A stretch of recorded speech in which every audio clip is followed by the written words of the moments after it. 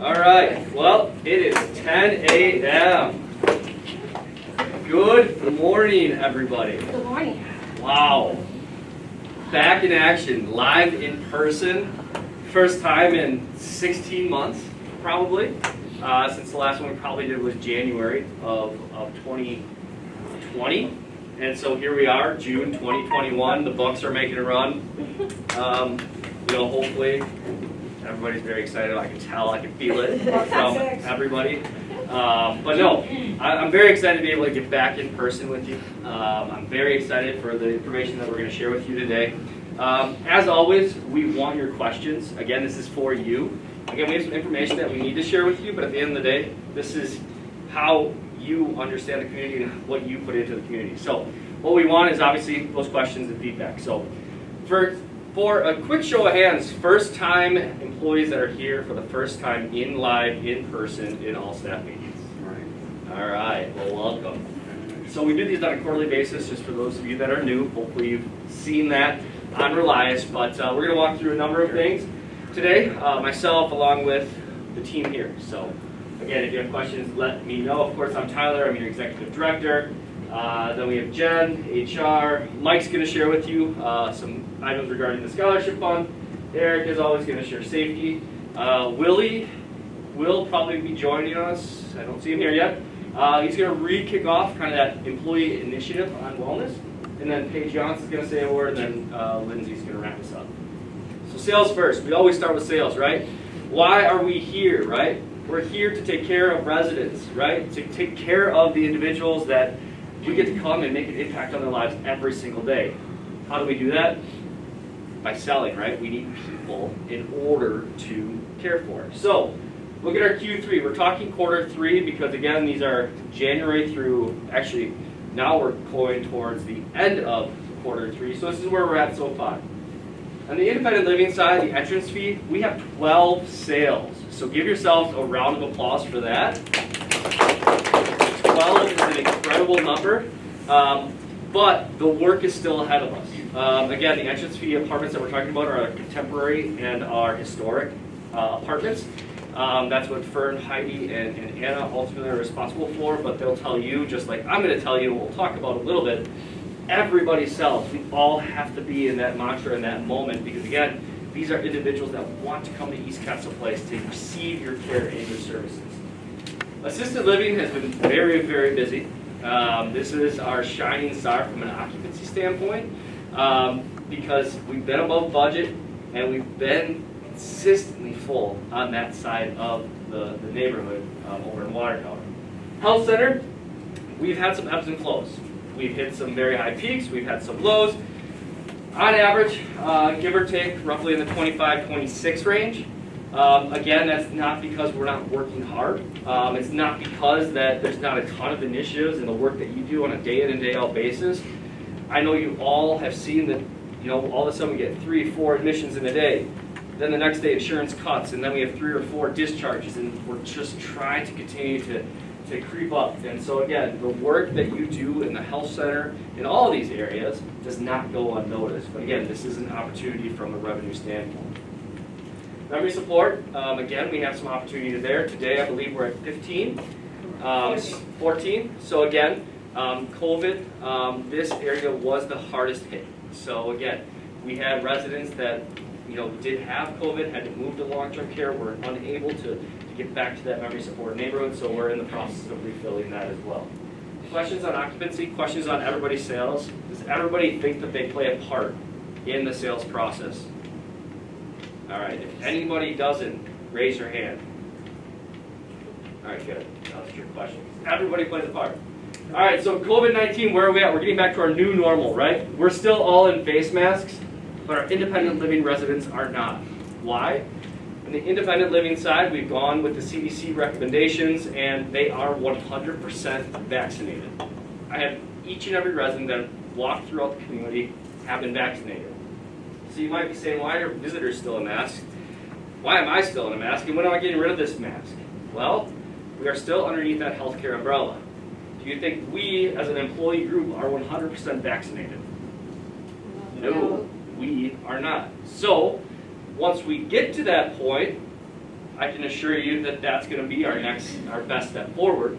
The other piece, the Wisconsin Department of Health that regulates also our health centers and skilled nursing environments have recently put in some things, so we're working through that piece.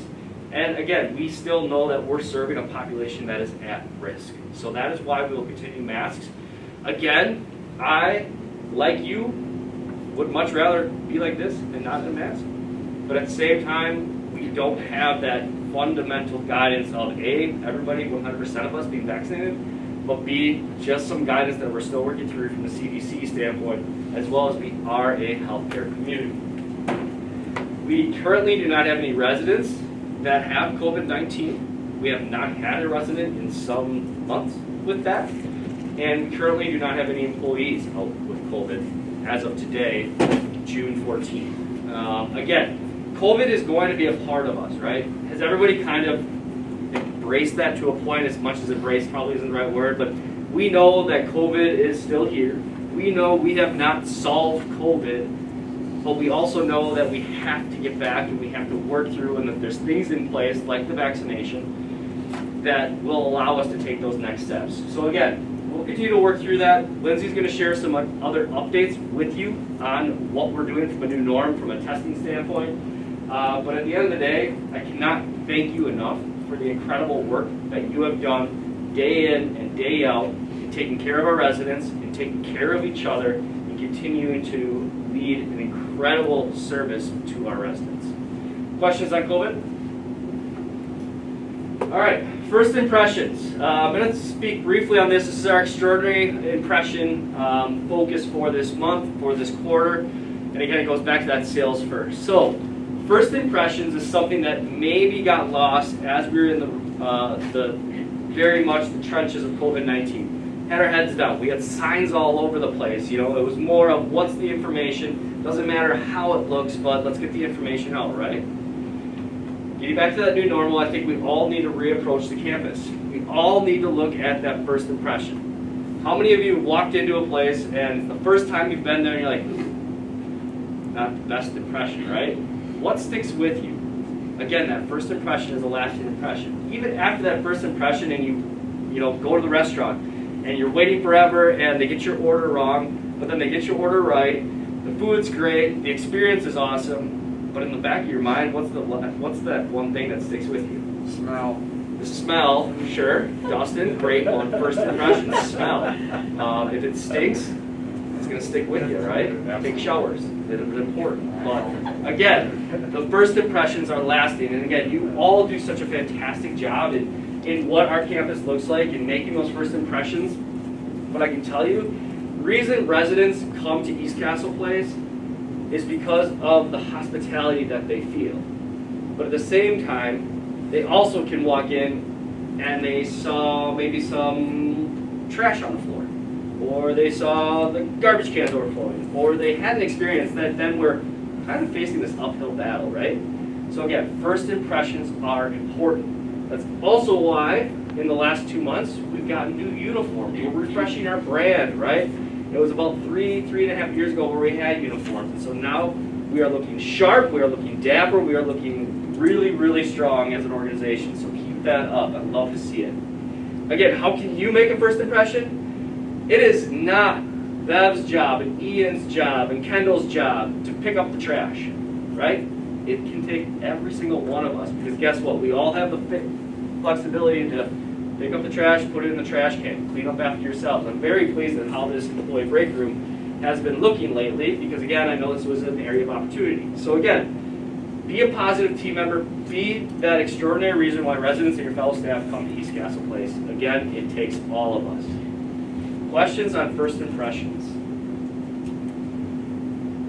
Challenge for you, make it also first impression on a prospective resident, on a new team member, current resident or fellow team member that will stay with that resident or team member and commit to being the best community in Milwaukee. If we're coming to work each and every day just to do our job and be mediocre, we probably should be having a conversation, because I am not okay with mediocrity, and neither should you. We should always be striving to be the best. And yes, there's always going to be opportunities, but it takes each and every one of us and the mindset that we come in with each and every day in order to attain that. So again, I'm confident in this group of individuals that's here, in the staff members that we have, to attain that best in Milwaukee status. Questions? All right, so you know that oftentimes I'm pretty transparent, I'm pretty forthright in the information, and rumor mills aren't for me, right? Break-ins have happened, right? You've all heard it. Unfortunately, Milwaukee and the city in itself is kind of going through their own little epidemic right now. Car theft and break-ins in cars is up 188% since last year. Again, the entire last year, the same amount that happened last year has happened in the first 5 months of this year from car break-in and theft. Unfortunately, East Castle Place has been victims of that as well. So, what are we doing to correct this issue? What are we doing to try and prevent this issue? We have security cameras, and when the police come, they want our footage because it is the best in the area. So, we provide them that each and every time. We have asked MPD to circle our lots at least once a day or a night. You've also probably seen them parked. I have asked that they can park in our parking lot to do their paperwork, to come in and grab a cup of coffee, to come in and get a nice cold bottle of water. Why? Their presence is important, right? So that's another piece. We have called security companies, and I know Eric and I have been working on this, and I want to assure you we have. I finally got through to security company. They're supposed to be on site on Friday. I talked with the executive committee and board and said, hey, we're going to incur an expense to bring a security firm on campus for a short amount of time to show we are not dealing with this. Security company never showed up. They no-called, no-showed me. I was ticked off. Eric's called 5 different companies and has yet to get a response. These security companies, unfortunately, are very, very overwhelmed as well. Now, I'm not asking for an armed guard. I'm not asking for that. I'm asking for a presence so that it deters the behavior, right? We're still going to work on that. That is a solution that we're working towards. Another one, we are working on procuring a gate for Bradford Terrace, for the entrance off of Bradford Ave. Again, when I talk to the Catholic home, they have minimal instances of these thefts and car break-ins. Why?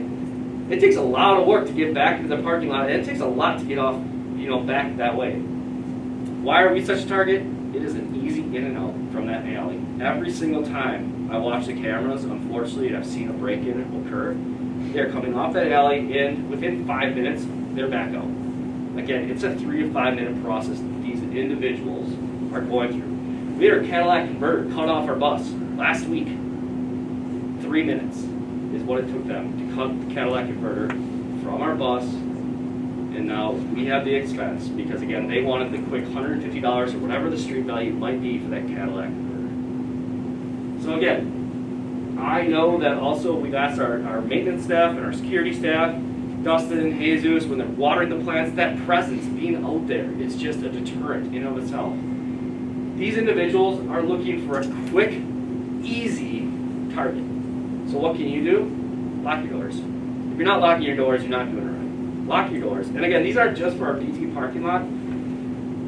Anywhere you live, I would encourage you to lock your doors. Again, I've seen them go door to door and kind of in and out of the parking, in and out of the cars in the parking lot to see what doors are open. Once the door opens, they go in, see if there's anything good in there, then they're out.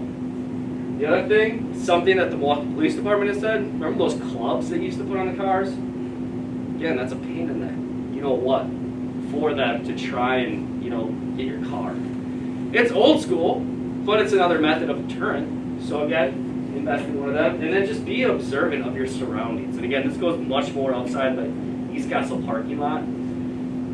Just be observant. If you're parking your car in a very isolated spot and you're leaving it for 7 days at the end of the week, you might want to figure something else out. So again, just a couple things that I want to bring to your attention. Do know we at East Castle Place are actively working on this on your behalf.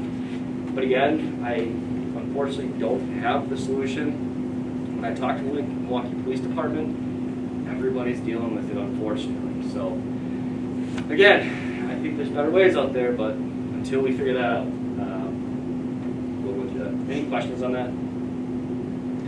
All right.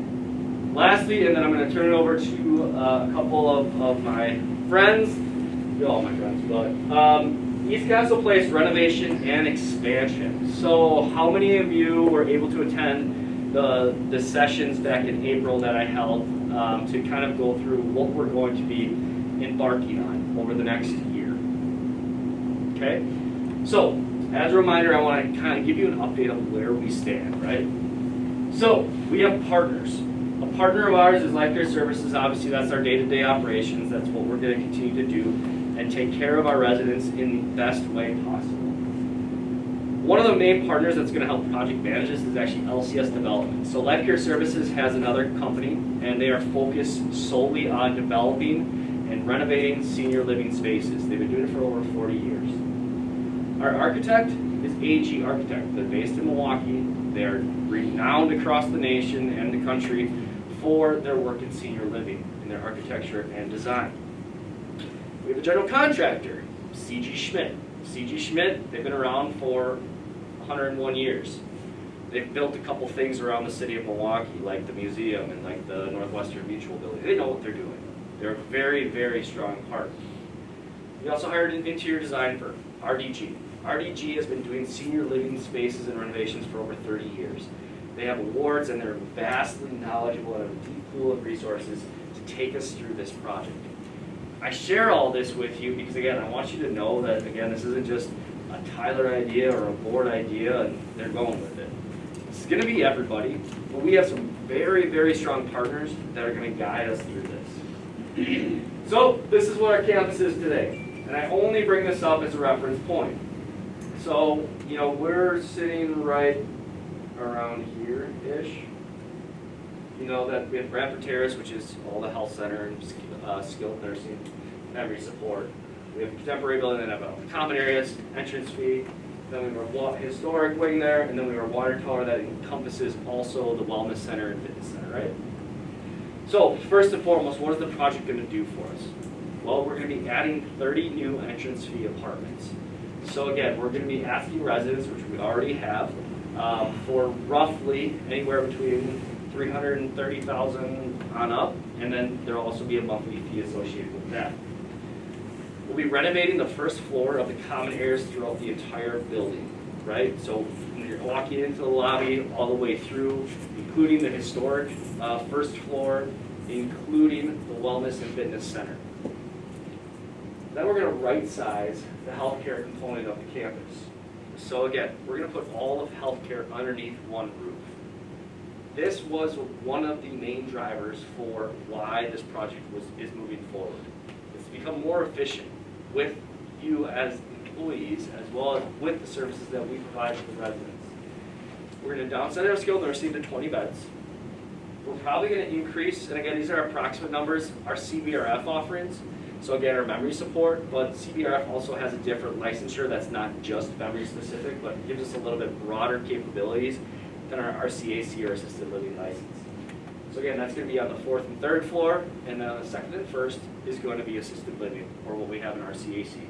So the water tower building, if you're following through with me, is going to be completely vacated and renovated from the 52 current apartments into 30 entrance fee apartments. Along with that, obviously, there's a number of common areas, like I said, dining rooms, the club rooms, the lobby, so on and so forth. Bradford Terrace as well gets renovated, it's 1st and 2nd floor. 3rd floor gets touched as well. 4th and 5th are going to remain as they are for the most part. Again, we've invested a lot of money in them less than 5 years ago, and they look very much like where we want to go. But the 1st and 2nd floor is going to have to change because of codes and just common areas and offices and stuff like that. So I share all this with you, not to say that this is set in stone, not to say that plans are done and that we're moving forward. I'd rather tell you this so that I can be transparent with you in the communication that I offer you and ask for your input.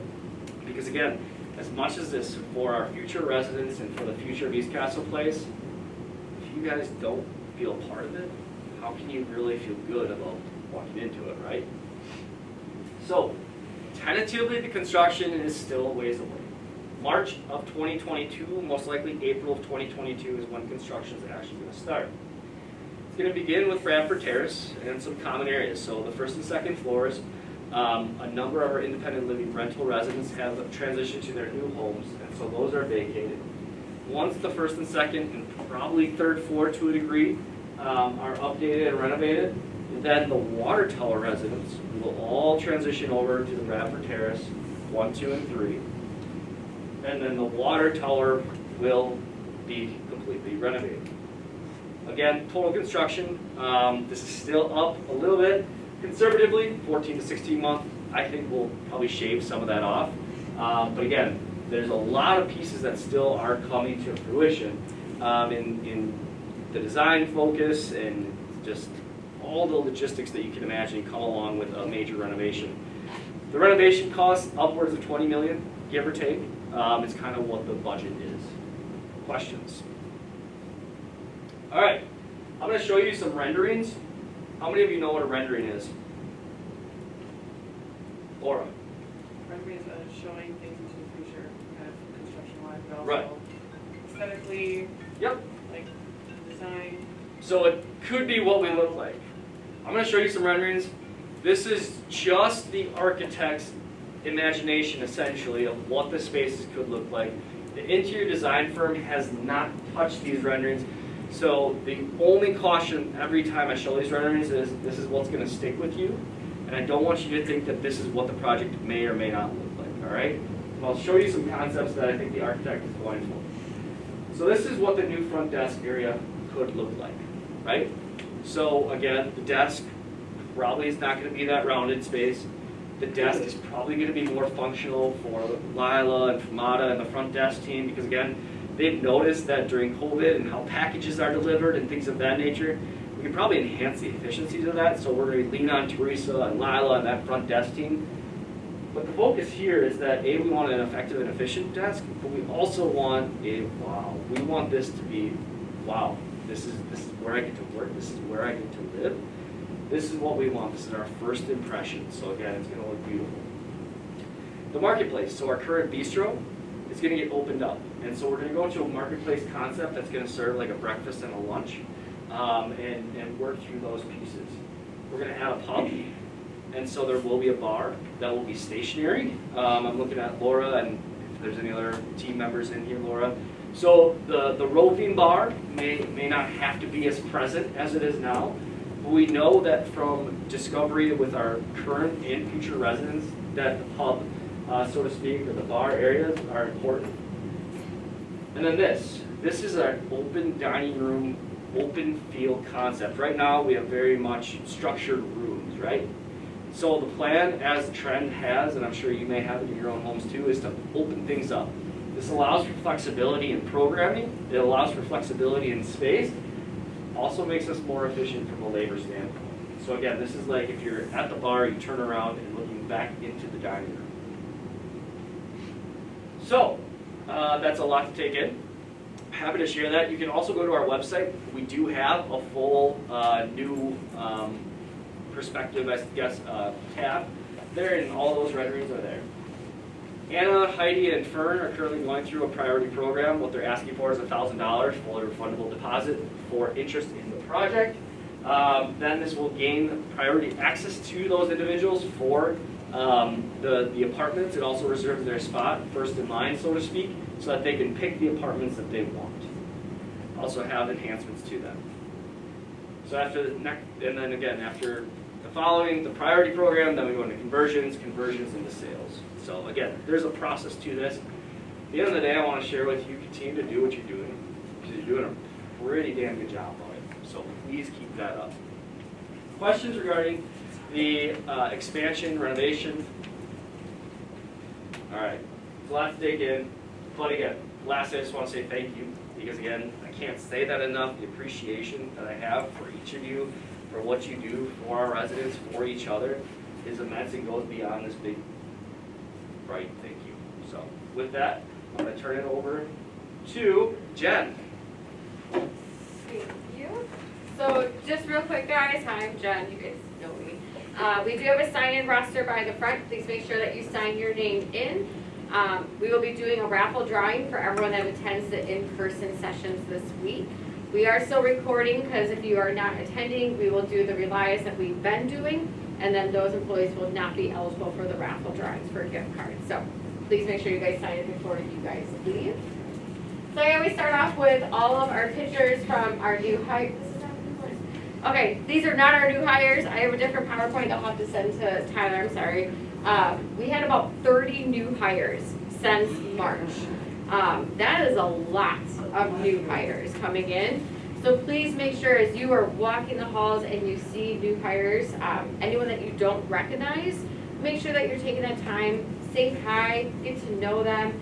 If you're going on a break or a lunch, take that new employee with you guys. Make sure that they're feeling welcome, because there's a lot always going on here. We want to make sure that we have our best first impressions from an onboarding perspective. And that starts with every single one of you sitting in this room today, making our new employees feel very welcome. So since our last meeting, we have updated some policies. So we have our new dress code policy. I'm very happy to see that we've been doing such a great job with that. I know that some of that came with some changes to making sure you're wearing the right long sleeve covered shirt under your smocks if you are, making sure your nails are appropriate length, and all of that. So I very much appreciate everyone following through on dress code. We updated the attendance policy with a buyback program, so that already existed, but we did change that where you can only buy back 7 points every single year. Unfortunately, we had some employees that were abusing that policy. We didn't want to get rid of the buyback program, but we did have to make some adjustments to that. Change of employment status under 90 days. So this was historically a little bit more in certain work centers, but we had some new hires that were saying, yes, I want to come on, I want to work 36 hours a week. Less than 2 weeks in, they would say, I want to drop to pool. And I need to drop to pool immediately. Well, that only impacts a lot of the other employees that have to pick up those additional shifts. And it makes staffing a very much more complex situation. So we made the decision that under your 90 days, an employee can always increase their FTE, but they are unable to decrease their FTE. So that was one of the other big changes. Then obviously we did go to a smoke-free campus April 1st. We got some feedback recently, so a lot of the surrounding facilities around us are also smoke-free. So we cannot just go smoke wherever, because at the same time we are leaving our cigarette butts. I shouldn't say we, I do not smoke. But employees are leaving their cigarette butts. So at this point in time, there's basically 2 locations you can go. So straight outside Bradford Terrace entrance, if you walk straight across, that is like one path. Or I call it the grassy knoll on the other side of the building, the big green grass patch out there. That's probably the only 2 locations that I know of, unless you literally get in your car and drive somewhere else. So please make sure that you are aware of your surroundings, look at the other facilities and see if they say that they are also smoke-free as well. HCM Cloud, so also since our last meeting, we did transition to HCM Cloud of our HR system. If you have not logged into that system, please make sure you loop in with myself or Mia in HR. We need to make sure that we have an active email for you. That is how you will do everything that's employee self-service. So if you want to view your pay stubs, you want to change your direct deposit, you want to change your tax forms, all of that, HR no longer has access to do for you. So you have to do that in that system. So if you did not sign in with your resetting of your password, please come find us. We'll update that. We can also submit a ticket to get a new email sent to you. The next, question? Oh, okay. The next big focus for HR is going to be revamping our training program. So the next big thing is making sure that our orientation checklists are up to date, and we're actively using them for every single employee. Next part also is going to be looking at who are our trainers here, and then training our trainers, and making sure that when we're putting a new hire with a trainer, it's someone who's gone through a training program here at East Castle Lake. So a lot of information coming up over the summertime, so please make sure you guys are looking for that. We also have a new employee assistance program coming. I have meetings scheduled this week and next week to find us a more robust vendor that has more capabilities within that employee assistance program. Employee assistance, typically employees just think, oh, I'm going through mental health I can reach out and talk to a counselor and get free sessions. Yes, that is very much what employee assistance is for. Know that employee assistance program is good for your spouse and good for your children as well, so it's not just you sitting in this room.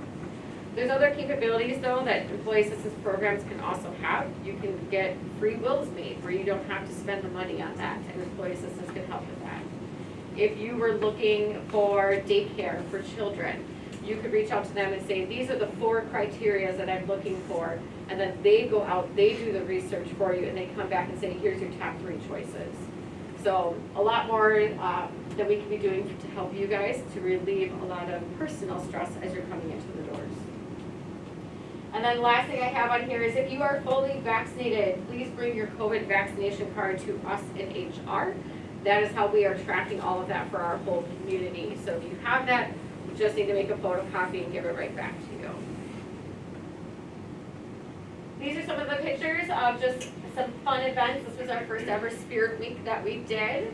And then it's just great getting out and about again with our residents and doing some fun walks with them, and it's out on the patio. We're doing some cocktails. Is that Wednesdays, Laura? Wednesdays at 4 o'clock. Wednesdays at 4 o'clock, so make sure you guys are heading out there just to say hi is another great way. And then just some fun cookouts we've been doing, so always a great time with all of our employees. Once again, if you ever have suggestions for any of our engagement events, please come talk to us. We did kick off our Let's Be Awesome committee again.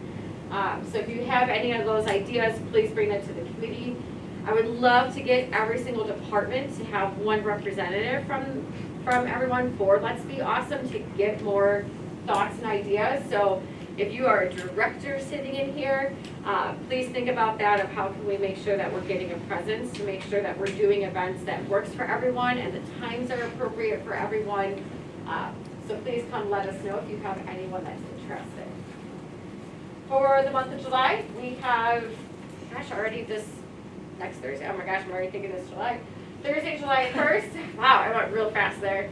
Thursday, July 1st, we're doing a 4th of July cookout. It's going to be a free casual day where you can wear red, white, and blue. It'll be out in the patio courtyard from 11:30 to 1, 3:30 to 5, and then we'll have some meals made up for third shift when they come in that night. Monday, July 5th is National Hawaiian Day, so it'll be a free casual day to wear your Hawaiian clothes, and we'll have some Hawaiian punch and some greasy pop. So obviously I know a lot of the community is potentially out that day for the holidays, so we want to thank everyone that is here working through that. Wednesday, July 14th is National Mac and Cheese Day, so we will have a mac and cheese bar set up for everyone in the club room, employees and residents to come and participate. It will be $2 for a bowl, and all the proceeds will go towards Alzheimer's. Thursday, July 22nd is National Refreshment Day, so we'll have a lot of different refreshment drinks available for all of the employees and residents as well. And then the last one we have is on Tuesday, July 27th. It is National Love is Kind Day. So we're going to get some paper hearts, and then over by the Bradford Terrace piano, write messages to all of our different residents here.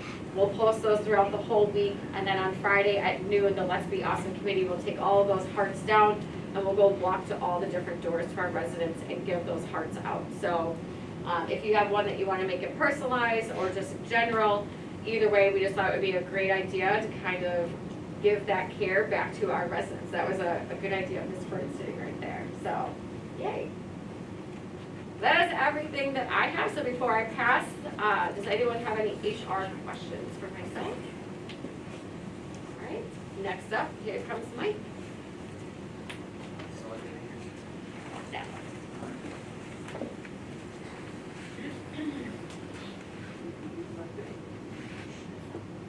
Yep, I did. I just sent the wrong PowerPoints. Okay, all right. Nope, that's all right. This is fine. How many of you are familiar with the treasure chest? A couple of you. You know that we collect a lot of furniture downstairs, a lot of knickknacks, things like that. We are open on Mondays from 2 until 4 and Fridays from 10 until noon. Mondays is a brand new thing. It just started a week ago. It had shut down during COVID, but we're back. The purpose of the treasure chest is not to collect surplus furniture from around the community and store it and collect inventory and offer you great deals on really good furniture, although that happens as well. The true purpose of the treasure chest is to fund scholarships for you who are potentially trying to further your education while you are a working adult. I'm just going to pass this back to you. Got it. Okay? I don't need it, so, okay. We, in the last 3 years now, have awarded $24,000 in scholarships to employees of East Castle Place. This traditionally has turned out to be most likely for hourly employees, but I don't know that it's necessarily precluded to that. It doesn't necessarily need to be related to your job. You could be a CNA, and you've always really wanted to work for Eric and get your boiler license so that you can do something in maintenance. You know, that's an acceptable use of this money. You could be a waiter in the dining room, and your life's ambition has been to become a certified public accountant. And so you want to take accounting classes at UWM or MATC. That's an acceptable use of this money. Your collegiate activities do not have to be related to your job. Now, how do you get this money? It's actually pretty simple. We have a very simple 4 or 5 page application here, which is a fill-in-the-blank application. There's really not much to it. Name, address, phone number, your school that you're going to, along with some contact information, and the studies you are pursuing, an update on where you are in your studies. We need an update on what happened to the money we gave you if you ever were awarded money in the past. Did you fulfill those classes? Are you now 12 credits further towards your degree program or something like that? We need information like that. That's basically it. You're also going to have to get a statement from your supervisor saying that you're an employee in good standing and that he or she recommends you for this job or for this scholarship. There's a couple of criteria here that qualify you for the program. First of all, you have to be an employee for 6 months on an annual schedule of 510 hours. If you figure that out over 52 weeks, that's 10 hours a week. Okay? So we're not necessarily looking for just full-time employees. You can be a part-time employee and qualify for the program. You have to be already enrolled in a program, although September of 2021, if you show us that you are now enrolled for the very first time and you're an active student at UWM or Marquette or MATC or MSOE, that's good enough for us. You don't have to have any credits that you've already earned. Your grade point average may be considered in the criteria, but not necessarily. That's one of those things where if we have 40 people apply and we think we have enough money for 10, you know, the committee may use grade point average as a criteria. Previous applicants can apply. This is not a one and done thing. If you got money last September, if you got money the September before that, we've had people that have gotten funds from us 3 times already. So the fact that you received money in the past doesn't preclude you from getting it in the future. The hard and fast rule here is that Jen offers a scholarship program as well. That her scholarship program has to be related to your job. That's not the hard and fast rule. The hard and fast rule here is you can't get a scholarship from Jen and a scholarship from the treasure chest for the same scholastic period. It's either or. If you're going to get one from HR, you get one from HR. If you're going to get one from treasure chest, get one from treasure chest. Now the treasure chest only awards scholarships in September of every year. You could get one from the treasure chest this September. If your degree program is related to your job, see Jen in January. Get a scholarship from her in January. Come back to us again next September if you want to. It's as simple as that. You just can't get them both at the same time. And you have to have been employed at East Castle Place for 6 months. There is a group of residents who volunteer at the treasure chest who review all of these scholarship applications. I encourage you, please do not do their work for them. Don't look at the list of things that might exclude you and say, well, it doesn't even pay to apply. They're not going to give me a scholarship. What if they only have 3 applicants? You've only worked here for 4 months, so you didn't bother to apply. I can assure you, you probably would have got a scholarship if you applied. These are guidelines. Apply if you want to apply. This application is going to take you less than a half an hour to fill out. We've given away 24 scholarships in the last 3 years. $24,000 is how much we've given out. Now, each scholarship wasn't $1,000. Some were $500, some were $1,500, some were $750, some were $1,000. My question to you, is a half hour of your time worth on average $1,000? You know, if you're interested, I encourage you to apply. There is a sheet on here that you hand to your supervisor. Your supervisor has to write a statement saying that you're an employee in good standing and that he or she recommends you for the scholarship. It's as simple as that. Some of the supervisors have written 2-page letters really endorsing this employee and letting the committee of volunteers know that this is someone that I highly recommend. Most of your supervisors write 3 sentences and email it to me. That's just as effective. That letter of reference from your supervisor is something that will rule you out because maybe you have gotten disciplines in the past or something. It doesn't necessarily award bonus points.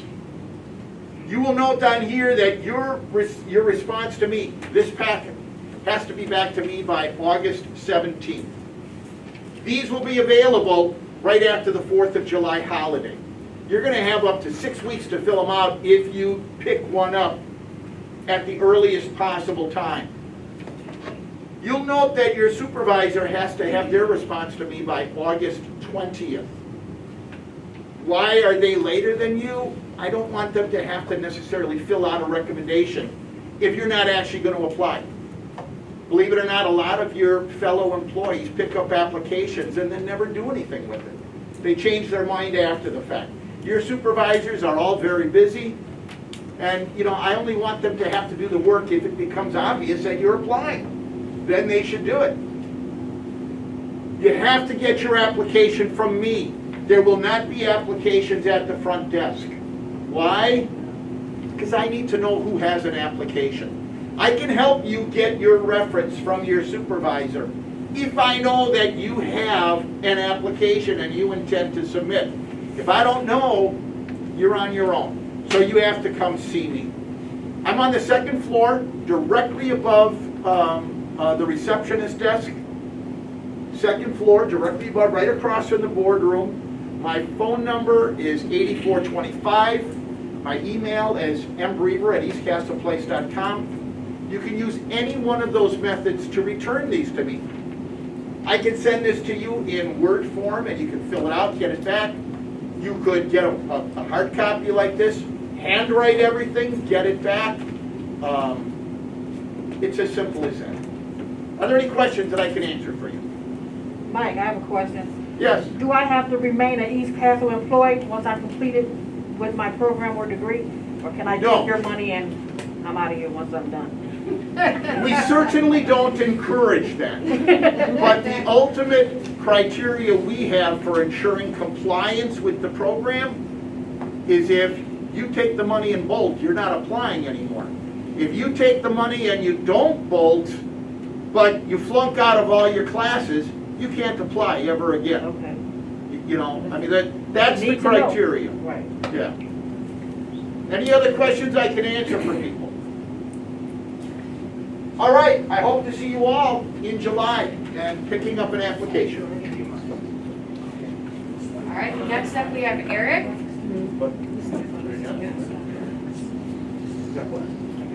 Morning, everyone. So we'll talk about safety just for a moment. What we've done, again, most of you should already know about your safety. We've broken them down into quarters, okay? You should be talking about your safety in your department huddles. Your department heads are getting all these. That's when you're going to want to address it, okay? It's something that we don't think about until it's an issue, generally speaking. April, May, and June, we focused on ergonomics. July, August, and September, we're going to focus on lifting. Specifically when it comes to resident lifting, there's going to be a clinic in August. Nursing staff are expected to attend. It's for specific to resident lifting. Also proper lifting techniques, and then coaching residents from the floor as ECP is a no-lift facility. That was something that was brought up several months back. Just a reminder, we are a no-lift facility, so we do call out for that help. Any other questions? Can you tell us what a no-lift facility means? Okay, good point. So I'll use an example of our third shifters usually attend. They go with the nurse. So if a resident presses an emergency button, they fell on the floor. Our security person and a nurse from the health center respond to that apartment. When they get to that apartment, resident's on the floor. What we may have done in the past, what you see in other places is the nurse and the maintenance person or security person help lift that resident up off the floor because it was just a simple tumble, right? That is not okay because we don't know the extent of their injuries.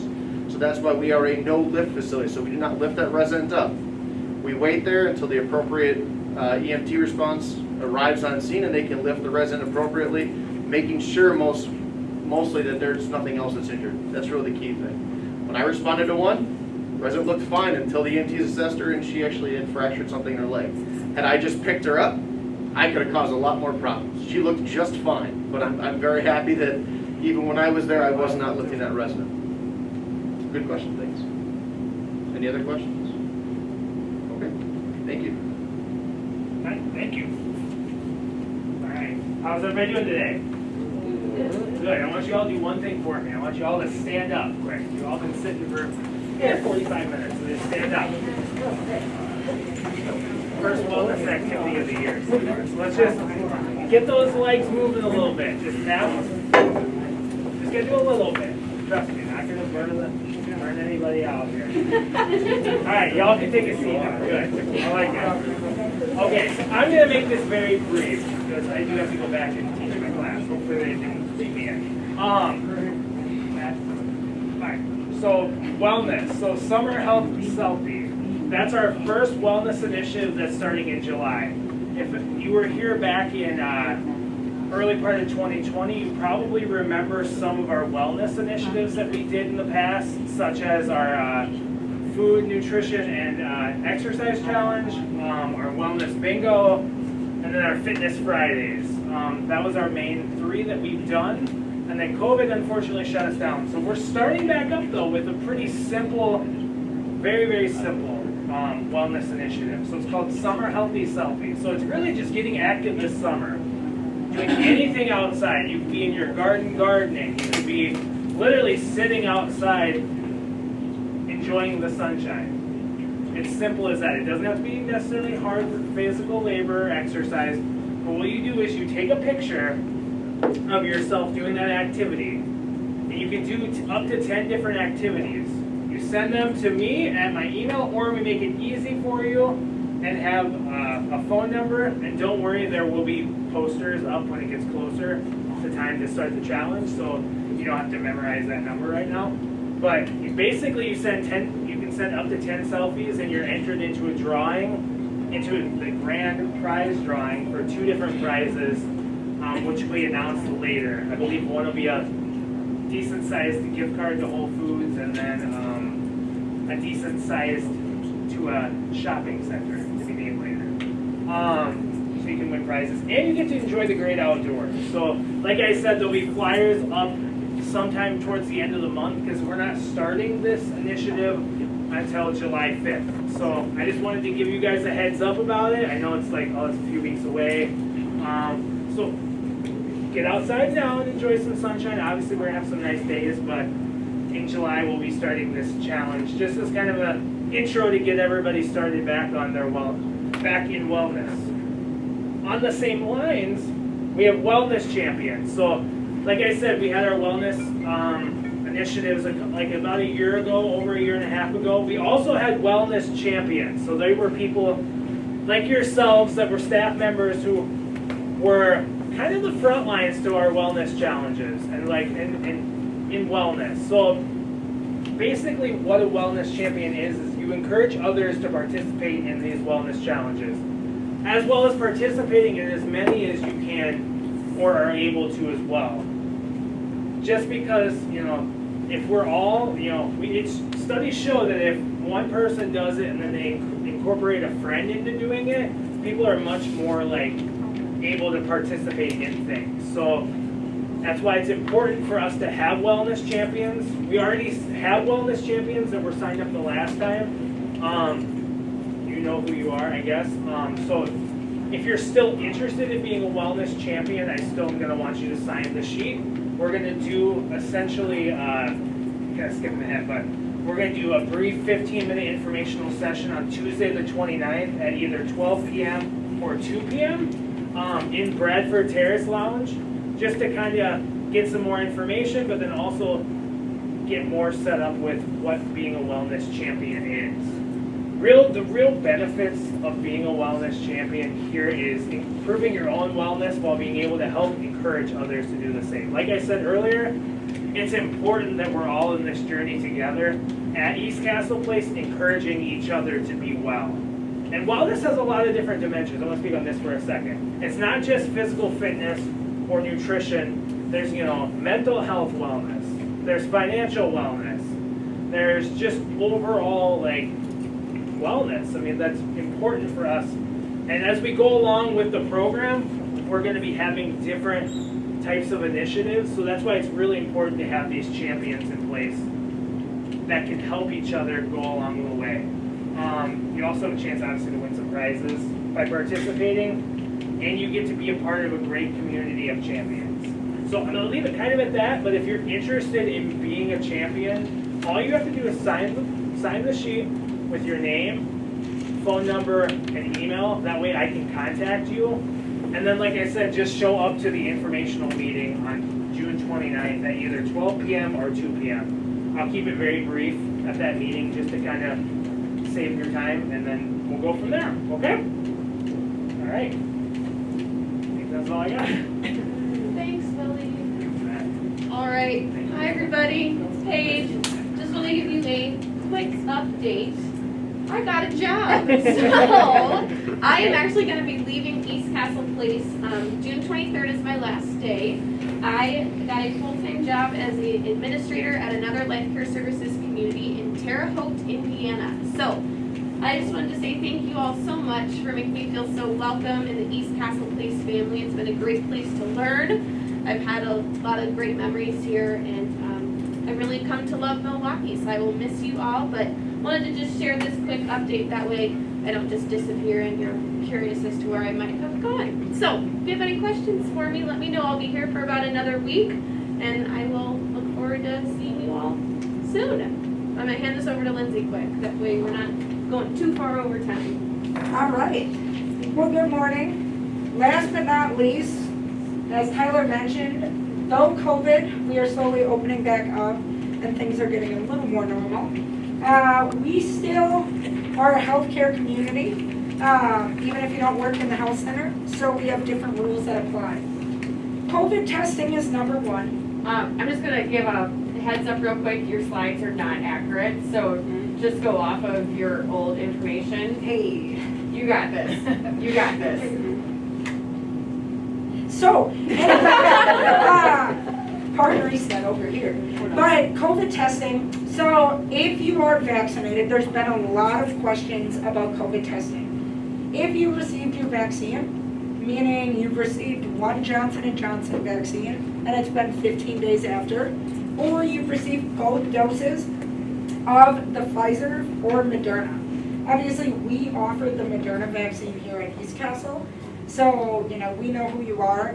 That's why Jen and Paige and Ashley and I have been calling people too, to know and get a better understanding, because you can get the vaccine outside of here. So If you are vaccinated, though, you no longer have to be tested. If you are not vaccinated, you are required to be tested once a week on Tuesdays.